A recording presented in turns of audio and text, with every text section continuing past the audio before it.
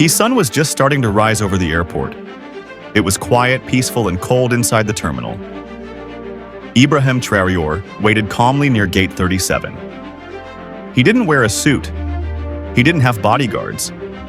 He didn't carry anything flashy to most people. He looked like just another African traveler, but this man was not ordinary. He was Ibrahim Traore, the president of Burkina Faso.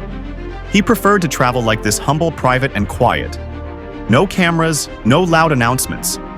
That's how he moved. He believed in being with the people, blending in, staying grounded. His return from a diplomatic meeting in Europe was no different.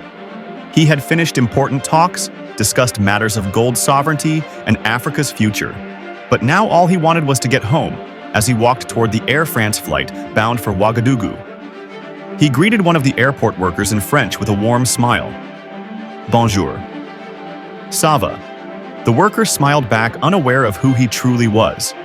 That's how Traore liked it. He boarded the plane. Quietly, nodded politely at the flight crew and took his seat in business class row 2A near the window. No one noticed. No one cared. Or so he thought a few rows behind him. Whispers were already starting. A senior French businessman, the CEO of a major energy company, was also heading to Burkina Faso. He was used to VIP treatment. Red carpets, champagne, and first-class everything. But when he arrived at the gate, the airline told him business class was already full. The CEO wasn't happy. He didn't accept. No, that's when the drama began to build quietly at first, just a small demand that would soon become a storm. The French CEO wasn't used to hearing the word. No, he stood at the boarding gate surrounded by assistants and airline staff, tapping his polished shoes, impatiently, partic arrogantly. I'm a strategic partner in many African projects to him. That meant rules didn't apply. He demanded a seat upgrade immediately. The gate agents scrambled, they whispered, they checked their tablets. But the truth was simple. Business class was full. All seats were taken. Still, the CEO insisted. That's when the airline called over a senior flight attendant. She was tall, white, and dressed in Air France uniform. Her name was Claire. She wore a cold, forced smile as she walked onto the plane to fix the situation. Once inside, Claire scanned the cabin with sharp eyes like she was hunting for something or someone. Her eyes paused for a moment when she saw a dark-skinned man in seat 2. Ibrahim Traore sat quietly reading something on his phone. Calm as always, she looked again. No expensive watch, no assistant, no sign of power. Just a black man in a hoodie.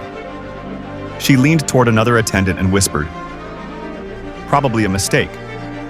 She walked over to him, forced a smile, and said, politely but firmly, "Monsieur, may I see your boarding pass?" Traore looked up, nodded, and handed it to her. She stared at the pass, then back at him. The seat number was correct, but something inside her didn't sit right in her eyes. He didn't look like someone who belonged there. Moments later, she returned with a fake smile. This time, more direct. "Sir, I'm sorry, but we may need to move you to accommodate another passenger. Would you mind relocating to economy? We will compensate you there." It was the insult, quiet but sharp. Ibrahim Traore raised an eyebrow. "And why me?" he asked calmly. "No reason, sir," she said, trying to keep her cool. "Just a small adjustment for our guest." "A guest more important than me?" he asked. Voice still calm, Claire didn't answer. She only smiled. Other passengers glanced over, sensing something wrong, but no one said a word, and Ibrahim, he just sat back quietly and said, "No, I will remain in my seat." The tension had started, but the storm was still coming. Claire was stunned. No! A man like him saying no to her.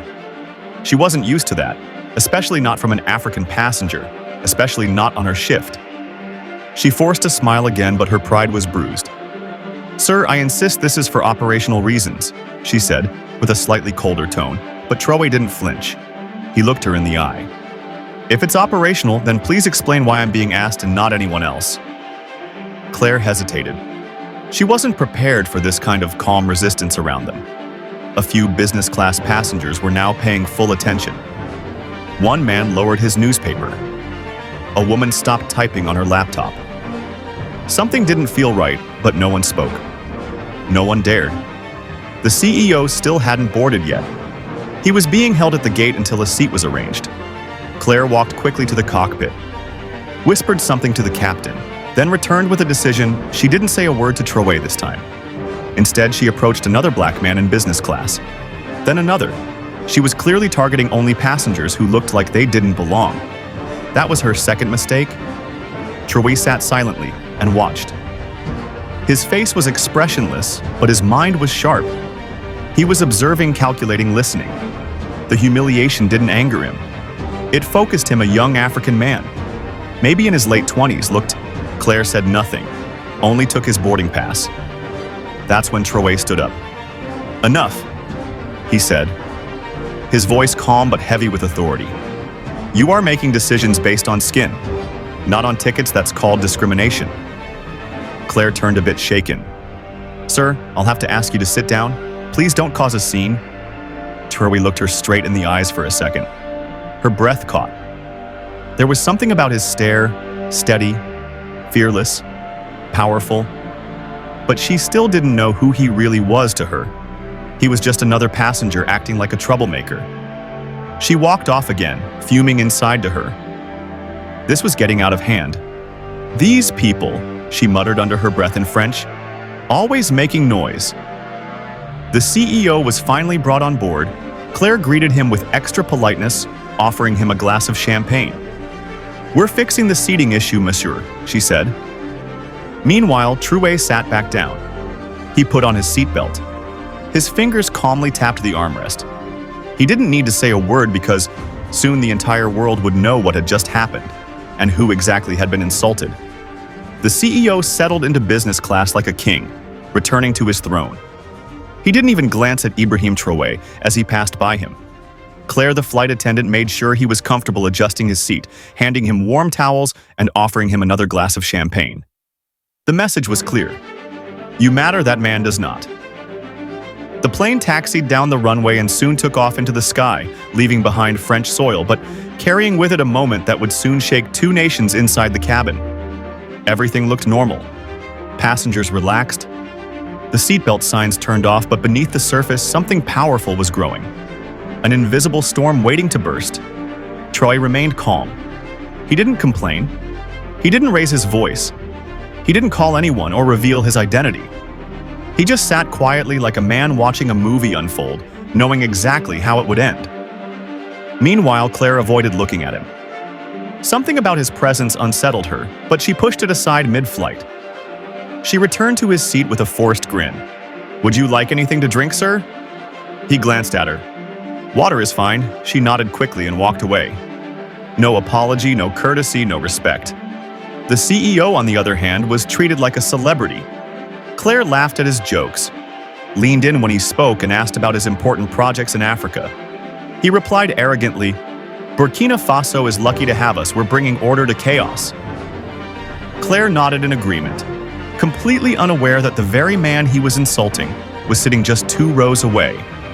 One woman in the cabin, an African nurse returning home to Bobo Diosso, noticed everything. She shook her head and whispered to her neighbor, "That's our president. They don't even know who they're humiliating."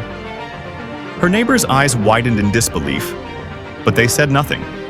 The president clearly didn't want attention, and no one wanted to break the silence. Hours passed. The lights dimmed. Most passengers slept, but Ibrahim Traore remained awake, looking out the window at the clouds. He wasn't angry, he was patient, and when the wheels touched the ground in Ouagadougou, that patience would become history. The plane began its slow descent into Ouagadougou. The cabin lights flickered on. The captain announced their approach in French and English. Passengers stretched, fastened their seatbelts, and prepared to land. Claire walked through the aisle, with her clipboard still smiling at the CEO, and ignoring Ibrahim Traore. Completely outside the view was breathtaking golden sun. Over red soil, the city below, waking up as the aircraft glided down. But what no one inside the plane could see just yet was the growing convoy waiting at the airport, rows of black SUVs, military vehicles, and a presidential escort forming on the tarmac inside the cabin. Whispers started spreading only softly. At first, "I see soldiers. Are we landing into a war zone?" one foreign passenger asked nervously. No, that's military protocol," another replied. Maybe someone important is arriving. The French CEO smirked. Must be for me, he chuckled to Claire. She laughed along with him, already preparing to walk him out ahead of the other passengers. She had even planned to personally escort him to the terminal. But the plane had barely stopped rolling when the entire atmosphere changed out. The window the passengers saw presidential guards in uniform, lined up sharply, weapons at their sides, standing in full attention. Behind them stood Burkina Faso's top ministers, the Minister of Defense, the Foreign Minister, even the head of security, all waiting in the heat, unmoving like statues of power. Claire peeked out the window and gasped. "What is this?" she whispered. The CEO stood up proudly, smoothing his suit. "Clearly, this is for me, I told you. I'm involved in big projects here," but before anyone could even step off the plane, a tall officer in a black beret boarded the aircraft. His boots echoed on the floor as he walked slowly down the aisle, scanning every face he stopped